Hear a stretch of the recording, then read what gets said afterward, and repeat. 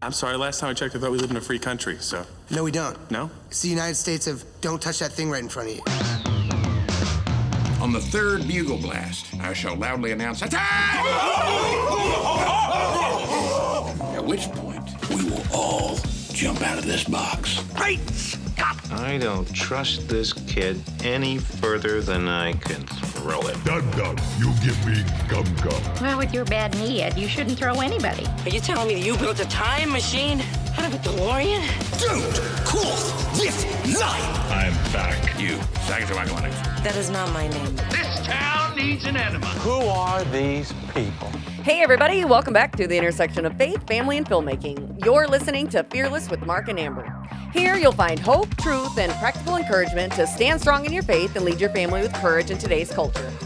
I'm Amber Archer, and joining me is my husband, author, director, speaker, Mark Archer. I'm the guy. This is the guy. This is the guy. I'm the guy. You can learn more about us and our media ministry by visiting fearlessfeatures.org.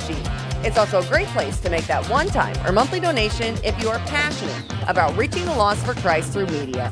Visit fearlessfeatures.org to share your support today. I want the truth! You can't handle the truth!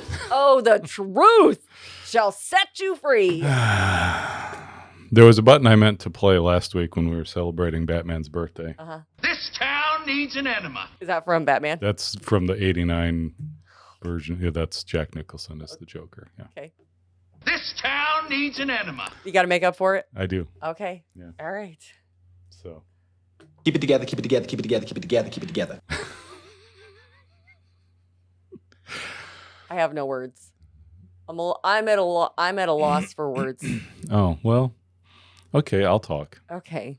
So if you're watching this now, then we are at the Ark currently, and maybe we got to meet you, maybe not. But if you're missing the Ark, May 1st and 2nd, why don't you come to Green Bay, because we're going to be at the Worldview Matters Conference. Green Bay, Wisconsin, May 1st and 2nd, with our friend David Fiorazzo. Redeeming the time. And Alex Newman's going to be there. I mean, there's a bunch of people. Really fascinating. It's going to be a great time. Open to everybody, not just women. Right. It's not just a women's conference. And if you're not watching David Fiorazzo's program, Worldview Matters, you're missing out. It's a really good show. He's also in Principalities. And so we got to go up and interview him in the studio up there, up in Appleton. And that was really cool.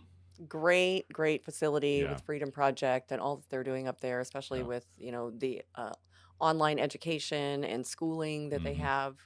It's just phenomenal. Yeah. So anyway, so you should definitely try to come up to that. And so today we're going to show part 2 of Title IX, our number 2 most censored film ever. And I'm curious how censored Principalities will be. I don't know, but I'm excited for it.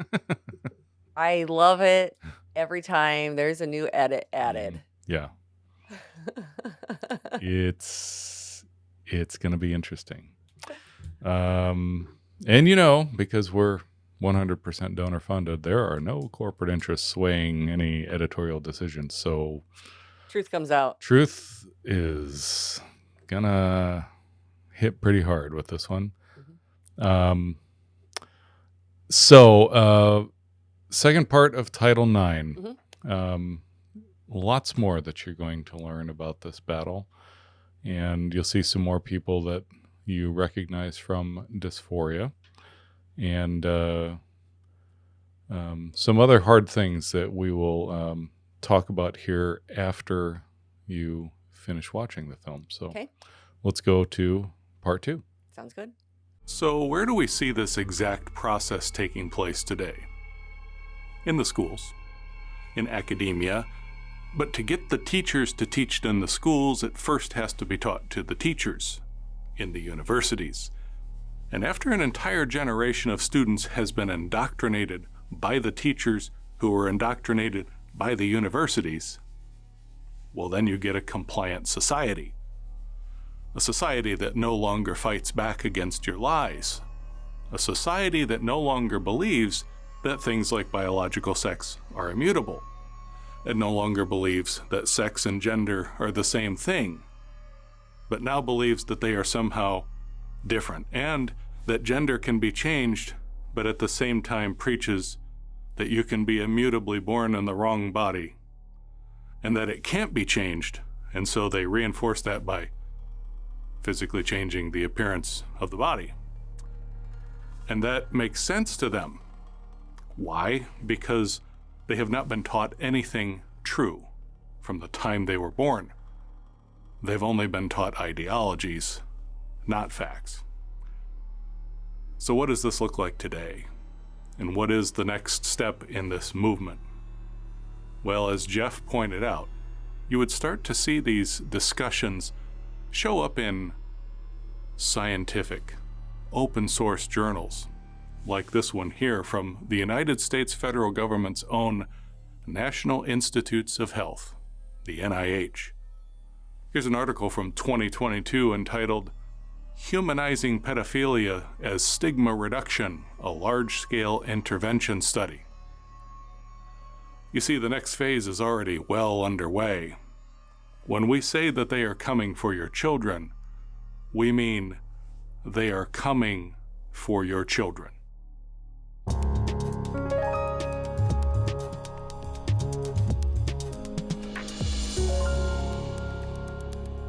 This may sound really shocking, but it's not really surprising considering that international research repeatedly portrays that 0.5 up to even 3% of our male population has some form of pedophilic interest.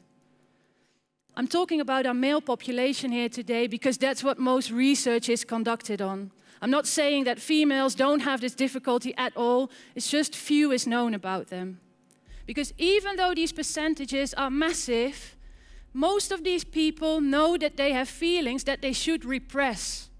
So most of these people don't act out on it, they don't offend. Which is great, isn't it? But the problem is, these people can't talk about their feelings because they know that they will be hated for it. I truly do believe that every person is longing for love at some point in their life. And what if this love that you really wish for will forever be impossible? That must be a really lonely situation to be in. From an emotional point of view, I can kind of understand that you would want to eliminate these people from society. However, it doesn't make sense. And that's because we're talking about biology. We're talking about a sexual orientation, something that we simply cannot change. And on top of that, every day, new people are born with the same difficulty. So it's not practical to eliminate these people from society. They haven't done anything wrong. So rather than letting our emotions rule, please let's be mature about this problem. Let's think about clever solutions. The El Paso School District Board of Trustees voted today to unanimously begin the termination process of English teacher Amber Parker. ABC 7's Sarah Correa joins us live with the students' reactions and what could be next for the teacher. Sarah. Stephanie, the firing comes days after a video recorded by a student went viral last week. The teacher can be heard saying pedophiles should be called MAPs, or minor attracted persons. Take a look. Stop calling them that. You're not allowed to label people like that. What? Stop it, Diego. Yeah, no, we're not going to call them that. We're going to call them MAPs, minor attracted persons. No. So don't judge people just because they want to have sex with a 5-year-old. What we're going to see after the transgenderism, or maybe even in tandem with it, is a more obvious push to normalize pedophilia, because that's happening already. They are normalizing this now in classrooms across the country. I've got videos. In fact, I'll share one with you guys. It's the assistant superintendent of curricula for the Brea Olinda School District in California. And the mom who recorded this video actually sent it to me. She says, hey, why are you teaching my kids about pedophilia? And the assistant superintendent doesn't deny that that's what's happening. He says, well, you know, it's a different sexual orientation. It's a different gender identity, gender relations that have existed in history, and so it's very important that we teach this to the children. Answer me why you're teaching pedophilia in school to ninth graders. Teaching what? Pedophilia, pederasty, right here. Pederasty, as I've discussed with you before, twice in my office, when you come to view the materials, I've explained to you that this is done because we are talking about historical perspectives of how gender relations and different types of sexual orientations have existed in history. So this is something, something that's occurred in history, and so this is really important for us to include. That was all in the context of California had passed a law a few years earlier mandating the teaching of LGBTQ plus history, and somehow they got it in their minds that they had to teach that Greek men used to have sexual relations with children as part of that history. No mention of Sodom and Gomorrah, of course, but they had to point out that Greek men used to have sexual relations with children, and it wasn't that big a deal. And again, when asked why, well, it's because different sexual orientations. So we've seen this pattern now. We've even seen it in the mainstream media. We've seen some of the biggest newspapers in the country promote this idea that being a minor attracted person, is the terminology they use, a MAP, is just a different sexual orientation. And they've already laid the groundwork with the homosexuality, right? Homosexuality is just a different sexual orientation, is what they say. It's something you're born with. And so, if you're born with it, how could it possibly be wrong? Well, same thing they're now doing with, they're just using the foundation that was built by the homosexual movement to now, on top of that, lay down the pedophilia. I use the term minor attracted person, or MAP, in the title and throughout the book for multiple reasons. First of all, because I think it's important to use terminology for groups that members of that group want others to use for them. And MAP advocacy groups like Before You Act have advocated for use of the term MAP. They've advocated for it primarily because it's less stigmatizing than other terms like pedophile. The same system that's teaching children that they can change their gender and that puberty-blocking cross-sex hormones for young people is a good idea are teaching our children that they are inherently racist and that our country needs to be remade in the image of Marxists like the people that founded Black Lives Matter. This is a dangerous time for freedom in the United States because we have veered away from truth and we are so far off course in our country that unless people begin to engage in it in every level of government, from your school boards to the houses of Congress, we must stand for truth and stand against this. It is the hostile takeover of our nation. And Abraham Lincoln wisely said that if our nation falls, it will not fall from without, it will fall from within. And we are right now at the cusp of watching that happen. You have made a fair amount of money and you have been very involved in philanthropy. One of the areas you've been involved with is human rights. And what propelled you to get involved in human rights and, let's say, marriage equality issues? First of all, I apply to philanthropy the same spirit of activism, trying to get involved, trying to make a difference, make an impact, create things, not just write out a check. It's a similar impulse as the impulses that govern my investing style.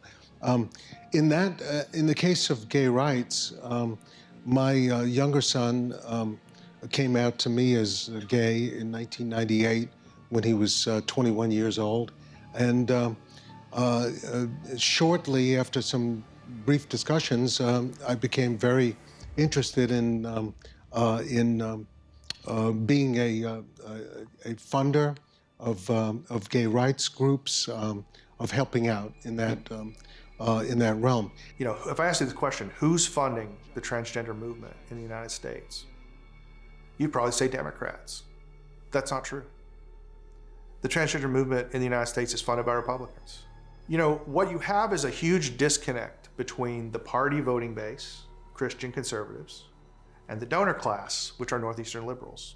And that divide has existed since the very beginning of the Republican Party. It's never going away. So what you have to understand is that you're in a power struggle against rich donors within your own party.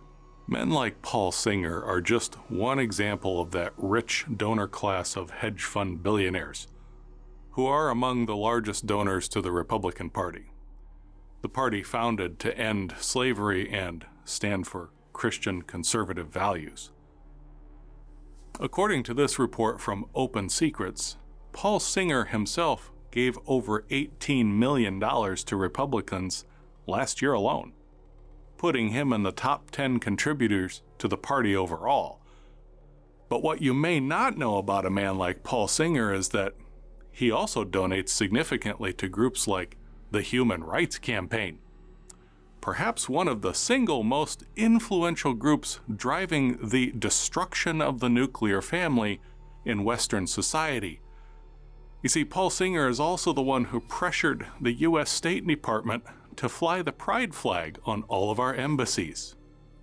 That's a Republican doing that, not a Democrat. A Republican. So let's not be fooled into thinking that putting someone into office with a particular letter associated with their name is going to be a solution when the tail has been wagging the dog for a long, long time. Men like Paul Singer can exert control over just about anyone, regardless of their party affiliation. Now, the child transgender movement was initiated by a guy named James Pritzker. He goes by Jennifer Pritzker now. He's an ugly man in a dress now. And at that time, he was a Republican. He's since switched to the Democratic Party, but the child transgender movement was started by a Republican. We can no longer, as parents, assume that just because someone puts an R behind their name, they're going to stand for what is right. I just came from a Republican national event, and I listened to Republicans openly talking about how we need to start softening our stance on abortion, softening our platform when it comes to our defense of marriage between a man and a woman. We are in a battle right now that is far beyond Democrat and Republican.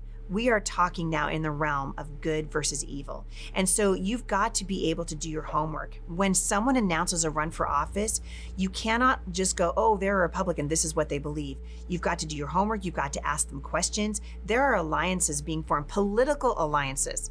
And I've watched this happen to my horror over the last year and a half. People who obviously do not stand for the things that God stands for, who will run under the banner of Christianity, who will get into churches, who will begin to masquerade around as someone who they are not, and a Republican or a conservative platform will actually fall for it because they just heard a few good words and never listened to policy, never listened to where these people have been or where they're going. So the questions become, at least for me, when someone wants to run for office, I want to know, do you have a lifetime record of standing up for what is right? The new person runs for legislature. They're very idealistic. We're going to change this, we're going to change that. You know what happens? The first thing that happens when they get there is they're told, this is how it works. And they're put in the back seat. They're not going to get any cushy committee assignments until they learn the ropes, learn the process, and they're at the mercy of the leadership. The reality is, whether you're in Congress or whether you're in the State House, the reality is there's a handful of people who pull the strings. And the rest of the folks are just kind of waiting for the crumbs. And unless you're very special, you have to play that game in order to make your rise. They control the fundraising, they control the access, they control the committee structure, and it's very disheartening. And if somebody wants to be a maverick and buck that system, they better be damn strong in order to do it, because they're going to find themselves without a whole lot of allies. To see an example of how legislation has enabled and empowered the radicals pushing the transgender ideology, consider what happened to Erin Lee, a Colorado wife and mother of 3 who found herself with her husband in a race against the clock to save their 11-year-old daughter from imminent harm when she was indoctrinated to believe she was a transgender in an after-school art club. Erin's daughter was intentionally targeted by an LGBTQ activist brought in by the school, and in 90 minutes time period was coerced to believe she was a boy. Erin and her husband tried taking their daughter to a counselor, but the state of Colorado has outlawed anything they deem as conversion therapy. In other words, a counselor in Colorado cannot question a child's gender confusion. They must either ignore it or affirm it. Anything else is considered illegal conversion therapy and is subject to prosecution of the counselor and the loss of their counseling license. What's worse is that Erin soon found out that those in the school that had intentionally targeted their daughter had a backup plan in case Erin and her husband found out and tried to interfere with the school's corruption of their daughter.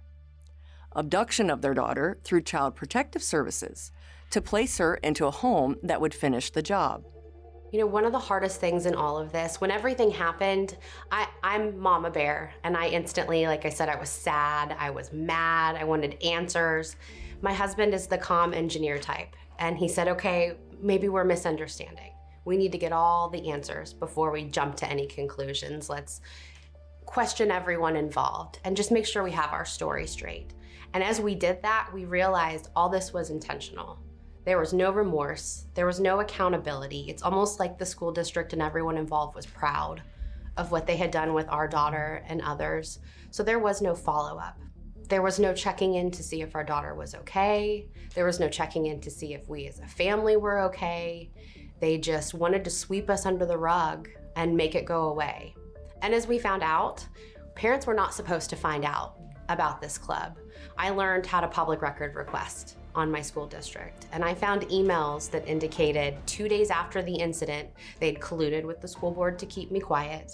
They had referred to parents who find out about secret GSA as barriers that have been removed by the school board at other middle schools. And they discussed calling CPS on our family for a well child check because we removed our daughter from that school. They are making the argument that not affirming a child who claims to be transgender is dangerous to that child's well-being and may cause them to commit suicide.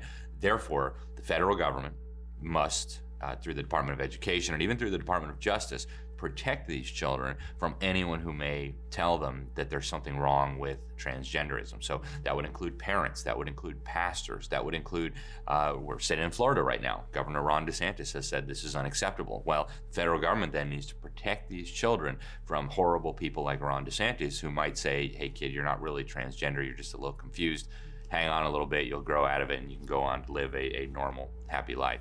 So the Department of Education is a critical player in pushing this. But I tell people at this point, I think you could abolish the U.S. Department of Education and the mess would be just as significant. You could abolish the teachers' unions. You could arrest all the ringleaders and the machine would continue devouring children. It's only if you uproot the whole hydra that you can get rid of just the horrific system that has now taken over the vast majority of American children, and that I think is going to destroy our country and our civilization if we don't stop it. Children are seized unnecessarily from their families due to the federal aid created in 1974 entitled the Adoption and Safe Families Act. It offers financial incentives to the states that increase adoption numbers. To receive the adoption incentives or bonuses, local CPS must have more children. They must have more merchandise to sell. Funding is available when a child is placed in a foster home with strangers or placed in a mental health facility and medicated, usually against the parents' wishes. Parents are victimized by the system that makes a profit for holding children longer and bonuses for not returning children to their parents. Finally, we have this story. Indiana parents lose custody after court rules not affirming child's gender identity is abuse. The Court of Appeals in Indiana on Friday upheld a court's trial decision to remove from a family's home their child because the families did not acknowledge their child's transgender identity and the child began suffering from anorexia. The court determined that the refusal to go along with the child's gender identity constituted abuse, and they have removed the child from the house. Is there anything more horrifying than the government indoctrinating your child through the school system and through the media at large, and then taking your child away from you when you refuse to conform to the indoctrinated mindset of your child? I mean, this is just utterly horrific. The woman that was in my daughter's classroom that day, she runs a program in our local library system, similar to the one that she runs in the school district, to talk about gender and sex with children. And when parents became wise to it, a parent tried to sit in on her program at the library to see what she was teaching these kids. And she called the police on this mother. And the library board then had to step back and say, what's going on with this program? we might want to reevaluate what's happening. And parents got wise and they started to speak up and say, we don't want our tax-paying dollars to go towards this woman having interactions with our kids. And so she wrote a letter to the library board, which I public record requested. And in it, she described calling CPS on over 24 unaffirming families. She goes into detail about how she's a registered foster parent, how she's trained in youth trauma, and she proudly had called CPS on over 24 families and had the children removed from unaffirming homes. Not unloving, not abusive, not violent, unaffirming homes. So how do we protect our children from this madness? Is there anywhere safe? Erin and her husband took immediate action and pulled their daughter from that government school. But as you've heard, not even that can fully insulate your child from the reach of these activist child abductors who have now started to use what was once a program to save vulnerable children out of actual abusive situations, CPS, and have now weaponized it to be used to literally steal children from homes that protect their children from the trans ideology. What about private schools? Private schools can be a better option, but they are necessarily expensive, and many simply cannot afford tens of thousands of dollars per year it costs to send their children there. So what about school choice and voucher programs? Is this the solution, or is it a trap being laid to eventually reel families back under the government control? Well, I'll start off by saying that the people that I know, for the most part, who are pushing school choice are wonderful people, people who I agree with on almost everything. And they look at this as just a difference in tactics. I consider it much more significant. I view the school choice movement at the highest levels. You know, we're talking people like Betsy DeVos and people like that. I view it as an effort to ultimately reassert control over all the people who are breaking away. Right now, we have millions and millions of families who've left the system. We've got millions of families that are homeschooling their children right now. We've got millions of families that have chosen private schools, and we've got millions more that are going to leave in the years ahead as the system becomes increasingly radical. And I think in one sense, the education establishment doesn't mind that so much for right now, because these are the parents who would be the most problematic. These are the parents who would be at every school board meeting. These are the parents who would be testifying in their state legislature. These are the parents who would make it as difficult as possible to advance this agenda. So I think for the moment, they'll tolerate us being outside the system. But eventually, they need to bring us all back in, because it's like the boy who pointed out that the emperor had no clothes. As soon as that one little kid who didn't get brainwashed says the emperor is naked, everybody else might look and say, wow, he is naked, and we can say that. And so there's a very serious threat posed by all the people who are outside the system right now. And, you know, I spent a lot of time living in Sweden. And I tell people, I used to tell people they were a couple generations ahead of us. Now I think the time difference has been reduced quite significantly, maybe 20 years ahead of us. But they always try out this, the elites always try out the crazy stuff they want to bring to America in Sweden first. And so it just so happened that while I was living in Sweden, we watched this process come to fruition. They had used the same rhetoric, that the money should follow the child, that there should be school choice, that the government shouldn't just have a total monopoly on education. Parents should be allowed to spend the money allocated for their children wherever they want, with whatever type of school they want. And that worked fine for a while. Every private school in Sweden that I know of, with one exception, the one where the aristocrats send their children, started taking the government money. And then while we were living there, it really reminded me of a mousetrap. Right? The free money for the schools, the tax money, was the cheese in the mousetrap. And all the private schools came and ate from the cheese, and then the trap closed, and they were all stuck. And they passed a law, I think this was in 2011, might have been 2012. They passed a law called the Education Reform Act or something. And what it required was that every private school that was taking government money start teaching the government curriculum. I actually called the education ministry to make sure I was understanding this correctly. They said, no, that's how it works. No more Bible in school, no more prayer in school. And for good measure, they banned homeschooling in the same bill. So they shut off every exit from the system. And thankfully, most of the homeschool families fled the country. A lot of them went to Finland, some went to Norway, Denmark, and other places. But I'm very concerned that that's what we'll see happen in America with school choice. Once they start getting the private schools and the homeschoolers dependent on tax money, the government control will follow right afterward. And once these schools become addicted to government money, there's not going to be any going back. It's not they're going to say, oh, okay, well, we'll lose half of our students and we'll go back just so we can preserve our independence. That's going to be very, very difficult. And so once the government money starts flowing, the government control will follow, and it'll probably start gradually. They'll say, well, you can't discriminate against LGBTQP in your hiring decisions, right? Well, that means we have to hire, a guy in a dress to teach our kindergarten class. So it'll start with little things like that, and then it'll get to the point where you want to teach the kids that the Bible is true? Don't be ridiculous. We can't fund that with tax money. And so we're already seeing that happen, I think. We're in Florida right now. Florida has the most school choice of any state. And it was a few years ago now, but it seemed like all the big newspapers in the state started at the same time banging the war drums about how all these Christian schools that were getting tax money were teaching children that there was something wrong with the LGBT movement. They were discriminating in their hiring. They said, we need regulations. We need the state to come in and say that you can't do that. So my big concern is that the tax money will be used to rope everybody back into the system. And that's why incredible people in this field like Charlotte Iserbyt were so adamant about it. And again, I say it with all due respect. I've got a lot of good friends who I agree with on just about everything, who have said, well, the situation is so urgent. Anything we can do to get the kids out of the government schools now is worthwhile. But I just see these enormous red flags, and I urge people to be incredibly cautious. So speaking of being cautious, what about the fact that the vast majority of private Christian schools in particular that are taking school choice vouchers are affiliated with churches who have now also come to count on those same government funds as part of their annual operations budget through things like cost sharing for facilities upkeep and even new construction? Most of these schools share grounds, facilities, utilities, and even staff with their affiliated churches.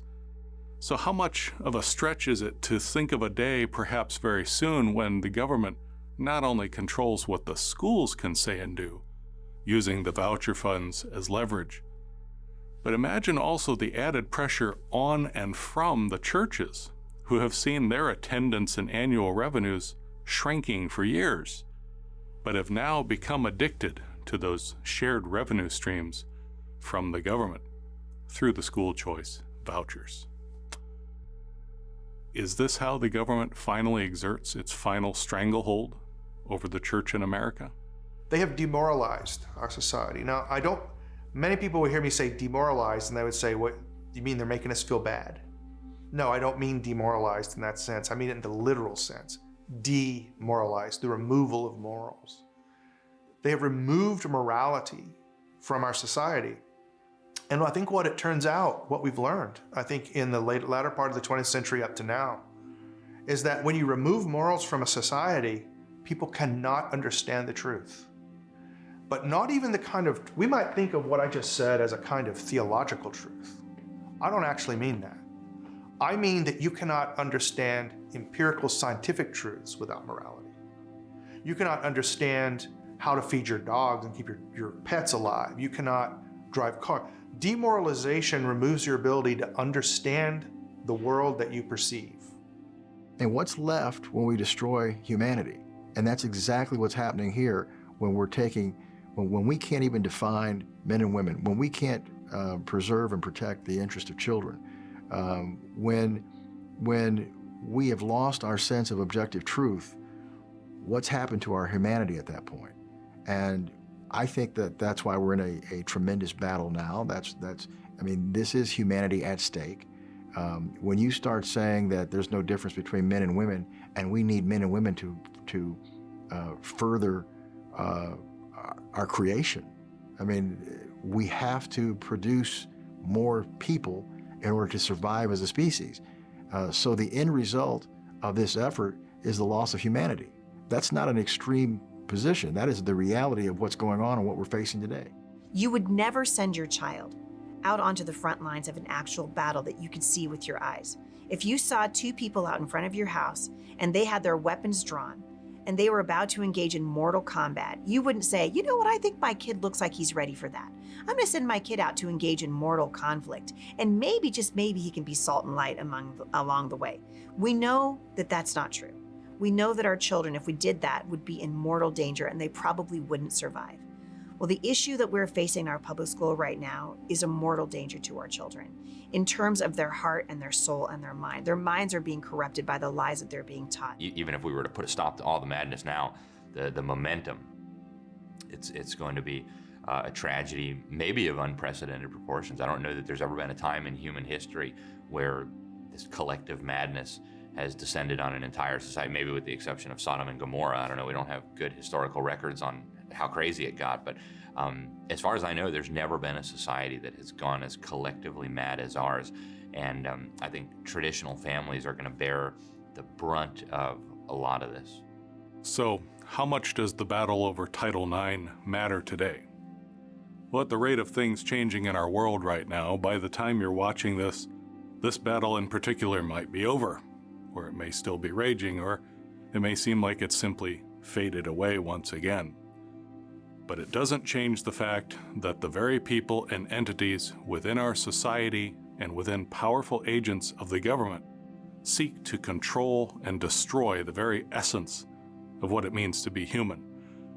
Whether it's through Title IX or some other means, understanding where this comes from and what its roots are will help us to quickly recognize the same attacks over and over again, no matter how they rebrand it.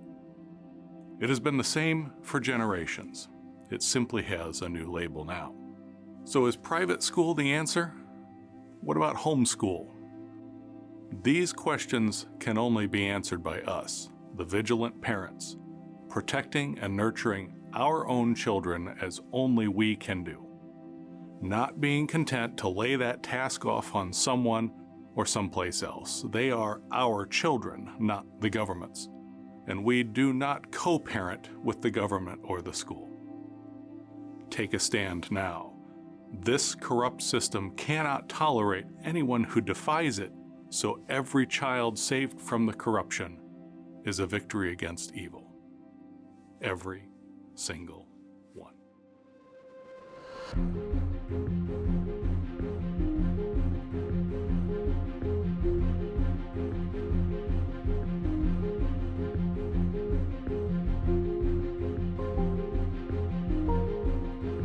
So here's my theory on why Title IX has been heavily censored. Because one of the things that we talk about without reservation is the push to normalize pedophilia. This is the next frontier for the left. It is. It just is. Sadly, and much like what we talked about last week before we started the first part of Title IX, Demoralizing America, we were talking about the importance of going in and understanding who you're voting for. And so, and rightfully, there's a lot of people, we were talking about how it's usually like day of, people are like, oh, okay, who's on the ballot? What am I voting for? You know, how can I vote my values? Because here's the thing, churches, you are not going to lose your 501c3 by talking about the candidates who hold the biblical worldview and values who are on the ballot. I cannot encourage, especially churches, enough to take a stand. Stop hiding from the issues, because it's impacting generation. You can't look away from these things anymore. And so much like what we were talking about, how it's easy to look at it day of, the problem is we've been researching this stuff now for over 8 years, and you can see the pattern, and you can absolutely see how it's continually moving forward in its assault in culture. This is coming. Pedophilia, whether you want to acknowledge it or not, it's already happening. It's already being legalized in certain states. Or they're certainly trying. Yeah. Well, and we should differentiate. It is happening. It has been happening on an increasing scale for many decades. It's the legalization and normalization process is what's coming. Yeah, it's not legalized now yet. yet. And that's why it's important for us to be paying attention and starting the conversation to make more people aware of what's happening. It's the only way this is going to change. Well, I can tell you too that the more that you see, so you just have to remember as a believer that there are many movements that have an appearance of Christ-likeness, that are absolutely rooted in evil, and so a lot of quote-unquote conservative Christian influencers that you've watched them just go completely off the rails. And I'm thinking of Tucker Carlson, Candace Owens, that are just getting more bizarre by the day. Some of them are more blatant, especially things like the rise of Islam in America, and that they are establishing beachheads. Basically, they're putting down their roots. This will be part of the eventual normalization and legalization of pedophilia, because it doesn't take much study of Islam to find that pedophilia. Listen, Islam, they marry their daughters off as young as 5. I mean, but they don't have any relations with them until they're 8 or 9. Right? They're very noble. After they buy them from their parents, then they impregnate them at 8 or 9 years old. How many people just turned it off? Right. This is what gets us kicked off of channels.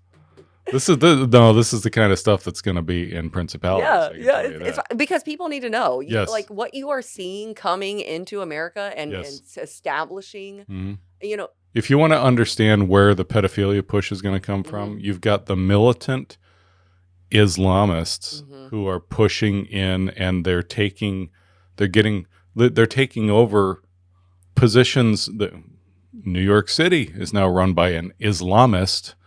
Dearborn, Michigan, Minneapolis, right? And so what happens is what you see happening in Minnesota, Keith Ellison, the Attorney General, is a Muslim. And all it takes is for somebody like that to be in office, and it doesn't matter what laws you have on the books, he's not going to enforce them. He's just not going to prosecute. And so that's why you see people getting away with all of this rampant fraud, for example. And that's why these things happen in these states where these loony leftist, communist, Muslim radicals get in charge, and they just simply rewrite. This is Sharia law allows child brides and raping of children. So that's one of the ways that it will be normalized. It's in that culture, that demonic, satanic culture, it's part of what they do. They don't want you to know that right now, but it doesn't take much to figure it out. That's what they do. So anyway, on the light and cheery note,